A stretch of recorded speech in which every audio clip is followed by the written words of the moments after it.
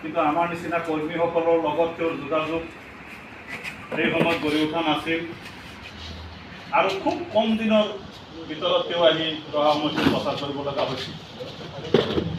আৰু সেই সময়ত কংগ্ৰেছ দলক AIUDF দলে এই চিটখন এৰি দিছিলে। সেই কবজতেই তেওঁক অলপ ভোটত কংগ্ৰেছ দলে পৰাজিত কৰাইছিল। কিন্তু তেওঁ সেইদিনাৰ পৰা আজিলৈকে অসম গণ পৰিষদ দলটো অকল ৰহাতেই নহয়, গোটেই অসমত ধৰি ৰাখিছে। গোটেই অসমৰ চুকে কোণে অসম গণ পৰিষদ দলটো তেওঁ প্ৰচাৰ আৰু ক্ষমতা চলাই গৈছে।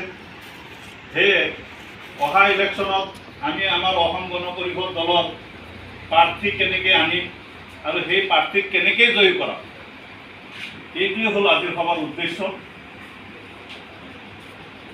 লগতে কথা এটা ৰাখি যাওঁ, যিহেতু আমি শুনি আছোঁ যে এটা সৰুৱা বিধায়ক যিজনে নেকি কংগ্ৰেছৰ পৰা জিকিছে, বিজেপিক ছাপোৰ্ট কৰিছে, কিন্তু আজিলৈকে কোনো দলত তেওঁৰ স্থিতি নাই।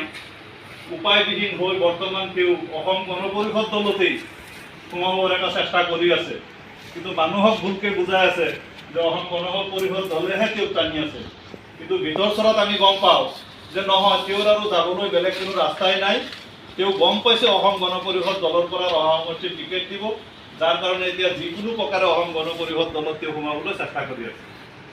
টকা পইচা থকা মানুহ কিবা কৰি হয়তো সোমাবও পাৰে, সোমালেই যে তেওঁ টিকেট হৈ যাব সেইটোও নহয়।